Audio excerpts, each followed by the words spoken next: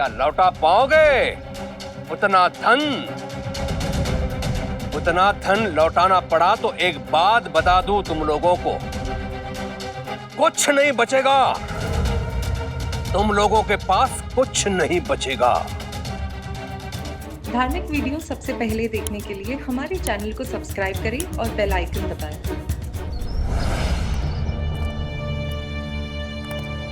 दामाजी, सब ठीक हो जाएगा। मुझे पूरा विश्वास है, साईं सब ठीक कर देंगे। साईं?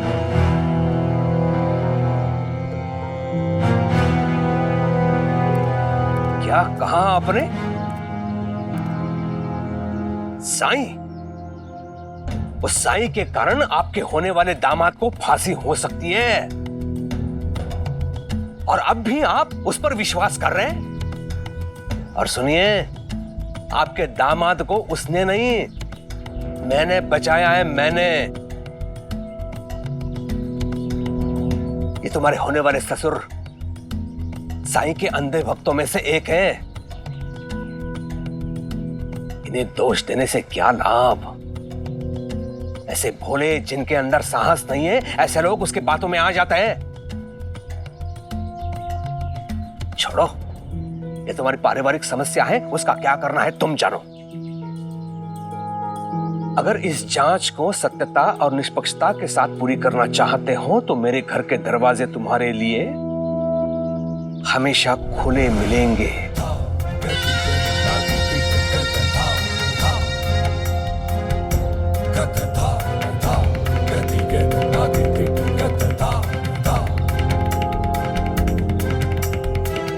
हरिओम।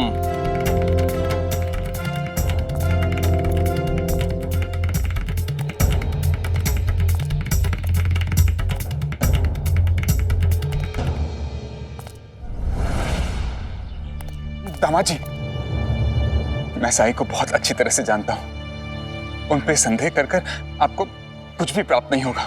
आपकी ये अंधभक्ति मेरे किसी काम की नहीं। साईं मेरे कर्तव्य निर्वाह में बाधा बना है, और इसमें मुझे कोई संदेह नहीं। आज उसी की वजह से मैं इतने बड़े संकट का सामना कर रहा हूं, और आप कह रहे हैं वो मुझे बचाएगा।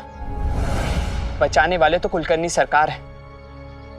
अगर वो मेरे साथ ना होते तो मेरी आज ही नौकरी चली गई होती। बड़ी मेहनत से पाई है मैंने ये वर्दी। साईं ने मेरे बेटे को अपना भक्त बना के मुझे चुनौती दी है, उसका उत्तर अब मैं दूंगा, उसके अपने लोगों को उसके विरुद्ध करके। हरिओम। दामाद जी,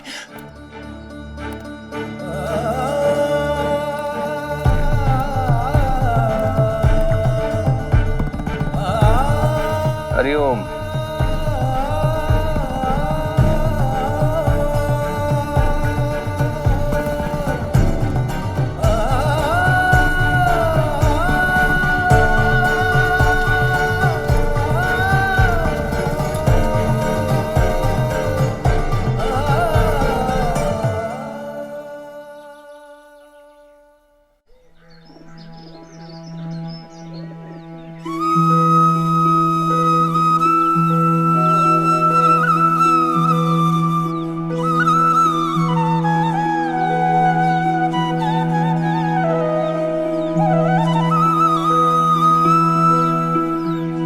जा।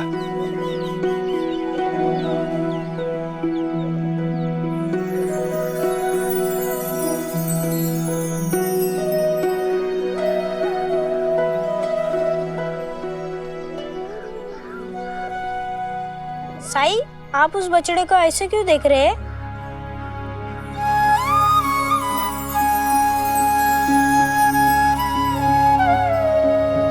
क्योंकि ये बछड़ा आज अपनी माँ के बिना पहली बार जंगल में घास चरने जा रहा है। मैं देखना चाहता हूं कि ये अपना रास्ता ढूंढ पाएगा या कि दिशा भटक जाएगा।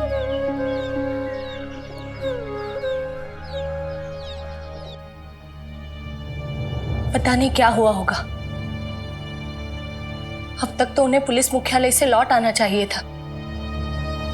पापा भी बहुत परेशान से लग रहे थे। कहीं कोई समस्या तो नहीं? जिस पर साई का हाथ हो उसे कोई समस्या हो ही नहीं सकती। और फिर तेरे तो विवाह का कारण ही साई है, तो चिंता मत कर, कुछ नहीं होगा।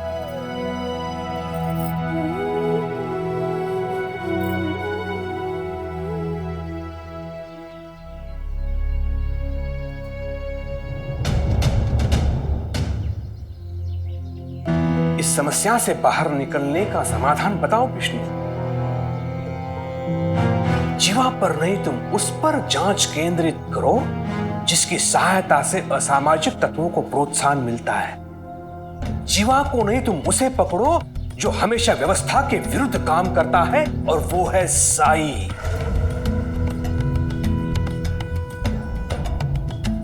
तुम्हारे साथ जो हुआ है वो पहली बार नहीं हुआ है। कुछ दिन पहले यहां चोर आए थे। उन्होंने अप्पा पाटिल की मां को ऐसी क्षति पहुंचाई कि वो अंधी हो गई। लेकिन साई ने लोगों को कोई पाठ पढ़ाया और चोरों को यहां से भागने दिया। मैं इस गांव का मुखिया हूं, लेकिन इस बात को उसने मेरे कानों तक पहुंचने नहीं दिया। वो जानता था अगर मुझे ये बात पता चल गई तो मैं चोरों को दंड दिलवा कर रहता।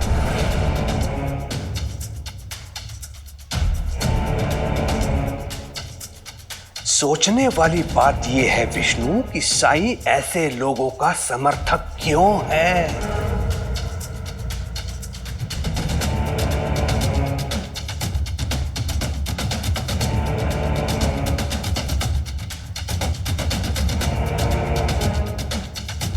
जीवा को ले लो। जीवा को खंडर की तरफ जाते हुए तुमने देखा, फिर क्या हुआ? साई ने क्या बताया कि वो खंडर में है ही नहीं। फिर अपने शक्तियों द्वारा तुम्हें भ्रमित कर दिया उसने। साई आने से पहले शिरडी में अपराध होते ही नहीं थे विष्णु। हाँ, लेकिन मुझे सबसे पहले जीवा को पकड़ना होगा। वो संदूक बरामद करना होगा। अगर वृक्ष को गिराना है तो पहले उसकी जड़ें काटो। जड़ें वृक्ष को पोषित करती हैं, स्थिरता देती है। अपराध नाम के वृक्ष की जड़ें हैं साई। पर मुझे अपनी नौकरी बचाने के लिए जीवा चाहिए। साई को पकड़ो, जीवा अपने आप मिल जाएगा विष्णु। चोर के साथ साथ अगर उसका समर्थक भी मिल गया अंग्रेज सरकार को, तो ना केवल तुम्हारी नौकरी बचेगी बल्कि तुम्हें पदोन्नति भी मिलेगी। हरिओम। और जहां तक लोगों की बात है, उन्हें कैसे नियंत्रण में रखना है यह मैंने सोच लिया है। चलो।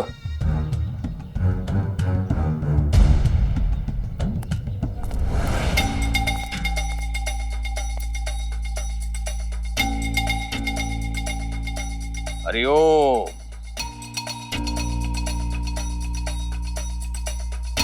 बात बहुत गंभीर हो चुकी है। अंग्रेज सरकार बहुत क्रोधित है।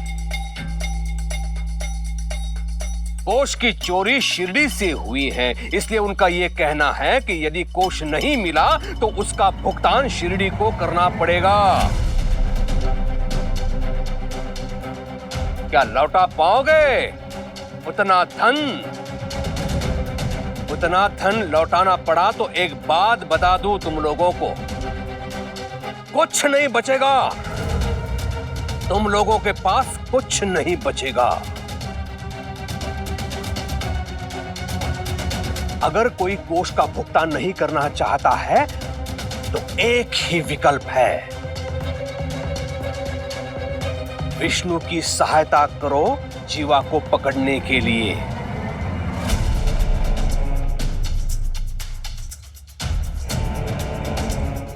ऐसे व्यक्ति को अंग्रेज सरकार क्षमा कर देगी। हरिओम।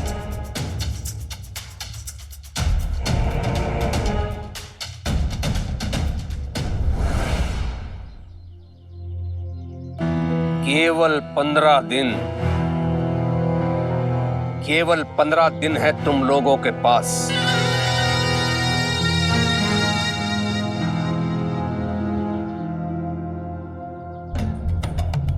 हरिओम।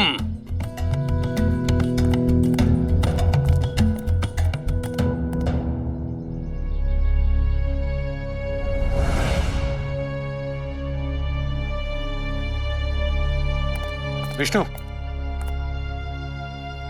देखो मैं तुम्हारी बात का समर्थन करूंगा, पर साई पर संदेह करना तुम्हारी सबसे बड़ी भूल होगी। मुझे मेरा काम मत सिखाइए, मैं जानता हूं मुझे कैसे काम करना है। और एक बात आप भी ध्यान में रखिए, मेरे काम में किसी भी प्रकार की बाधा डालने वाले और अपराधियों को साथ देने वालों को मैं अभी गिरफ्तार कर सकता हूं। दामाद जी, फर्ज निभाने का अर्थ ये तो नहीं कि अपने से बड़ों का आदर ही ना करो। अगर आपका अपमान हुआ हो तो मुझे क्षमा कीजिएगा, लेकिन इसका मतलब ये नहीं कि मैंने अपनी बात वापस ले ली। साईं ही नहीं, मुझे हर एक इंसान पर संदेह है और अभी मैं वहीं जा रहा हूं साईं से पूछताछ के लिए। कल उसने मुझे भ्रमित किया था, आज देखता हूं उसे। दामाद जी,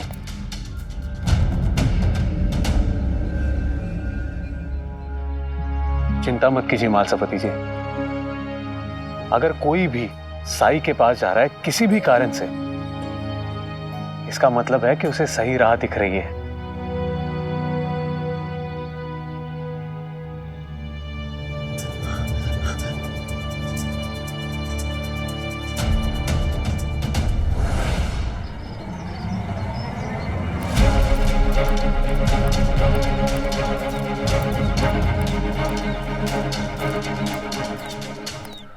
आओ विष्णु, कल बिना प्रसाद लिए चले गए।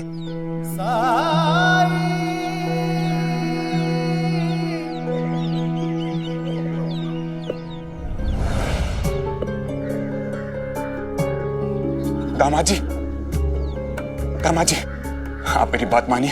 आप साई को समझने में बहुत बड़ी भूल कर रहे हैं। ये एक सिद्ध पुरुष है, एक पुण्य आत्मा है, और आपका और यमुना का रिश्ता भी इनके आशीर्वाद से तय हुआ है। आपको पता है ना? आप जिस पर आस्था रखना चाहते हैं आप रखिए, पर मुझे मेरे फर्ज और प्रशिक्षण पर पूरा विश्वास है। मालसापति जी, आपके दामाद विष्णु मुझसे मिलने आए हैं, उन्हें मुझसे बात करने दीजिए। लो विष्णु प्रसाद। मैं आपसे बात करने नहीं, पूछताछ करने आया हूं। आप जीवा को जानते हैं? इसी गांव का रहने वाला है वो, और उसे तो गांव के सब लोग जानते हैं। वो यहां आया था? तुम्हें क्या लगता है? सवाल का जवाब सवाल नहीं होता है। दामाद जी, मालसापति जी, विष्णु आपका ही नहीं, पूरे शिरडी का दामाद है।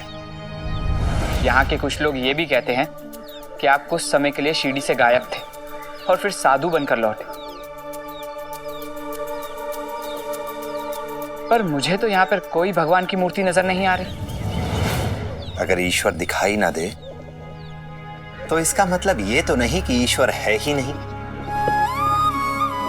और साधु होने का प्रमाण वस्तु वेशभूषा नहीं, साधु होना तो मन की एक अवस्था है जिसमें संसार की समस्त मोह माया अर्थहीन हो जाती है।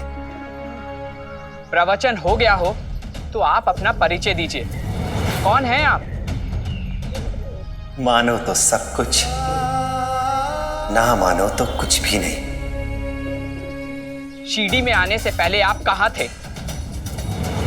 आपका परिवार, आपके माता पिता?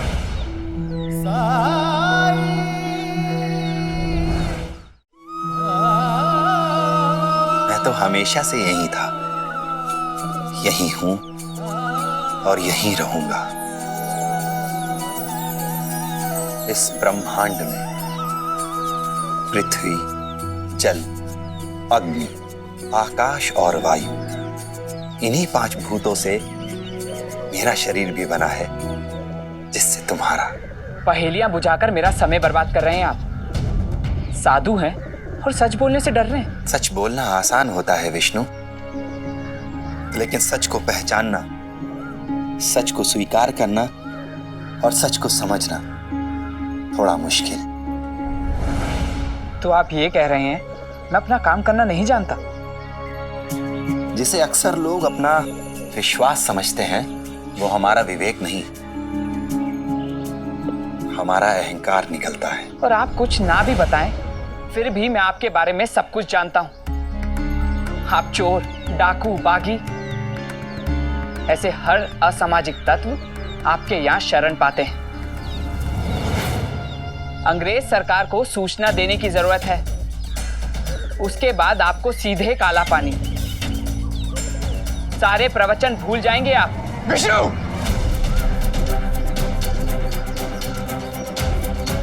साई हमारे लिए भगवान का रूप है, और इन तक पहुंचने से पहले तुम्हें मेरे शव के ऊपर से गुजरना होगा विष्णु। अगर आप एक अपराधी का पक्ष लेंगे तो मुझे आपकी बेटी से रिश्ता जोड़ने के लिए दोबारा विचार करना पड़ेगा।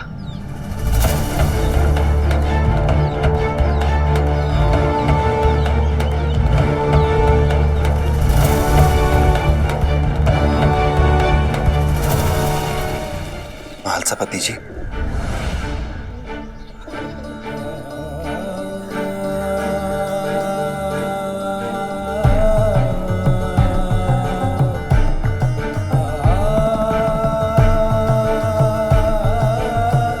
विष्णु, तुम अपना कर्तव्य पूरा करो, जरूर पूरा करो, और अगर उसका अर्थ मेरी गिरफ्तारी है तो मुझे स्वीकार है।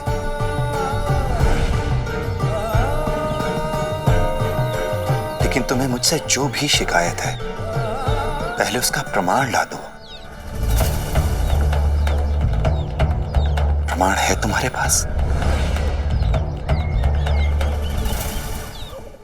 और जिन लोगों की तुम बात कर रहे हो, जिन्हें मैं अपने बच्चों की तरह समझता हूं, अगर तुम ये सिद्ध कर दो कि उन्होंने तुमसे कुछ भी चुराया है, तो तुम जो सजा दोगे मुझे स्वीकार होगी।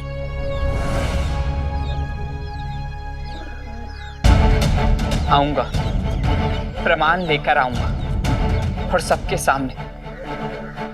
सामने आपको बंदी बनाकर ले जाऊंगा।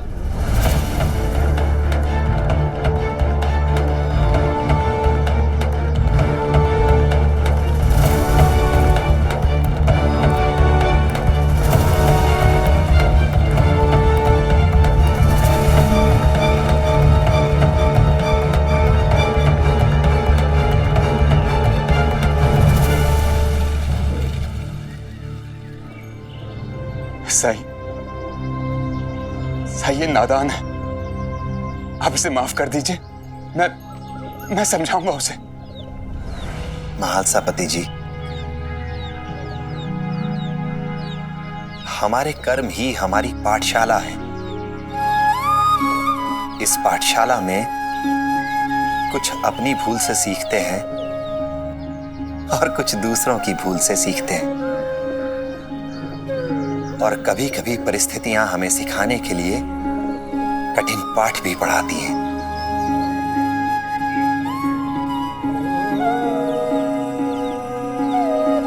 अल्लाह मालिक।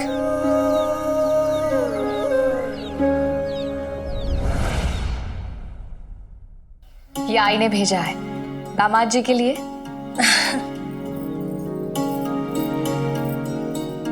मुझे आज भी याद है भाईजाक का, जब मैं नई नई शादी करके यहाँ रहने आई थी तो आपकी सासूबाई ने मुझे खाने पर बुलाया था और यही बनाया था।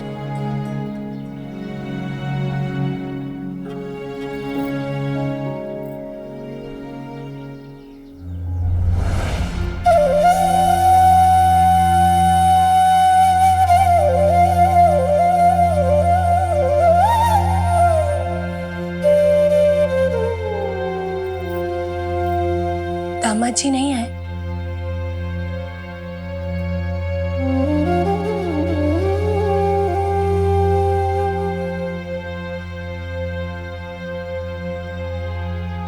हो सकता है उनका काम खत्म ना हुआ हो इसलिए नहीं आ पाए, लेकिन रात को भोजन के समय तक तो आ ही जाएंगे।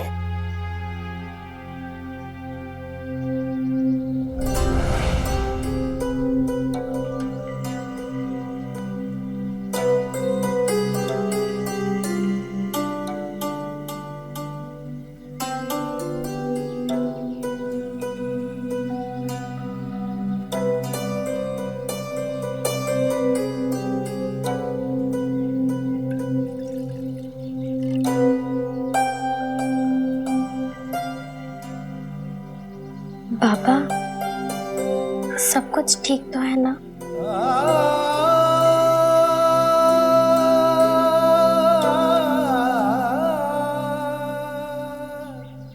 मैं ये नहीं जानती कि क्या हुआ है, लेकिन इतना तो जानती हूँ कि जहाँ साईं का आशीर्वाद हो वहाँ जो भी होता है अच्छे के लिए ही होता है।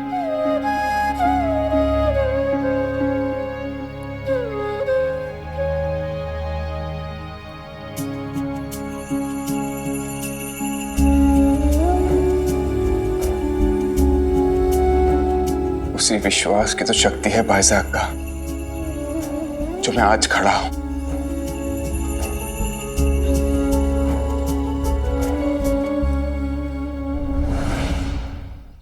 धार्मिक वीडियो सबसे पहले देखने के लिए हमारे चैनल को सब्सक्राइब करें और बेल आइकन दबाएं।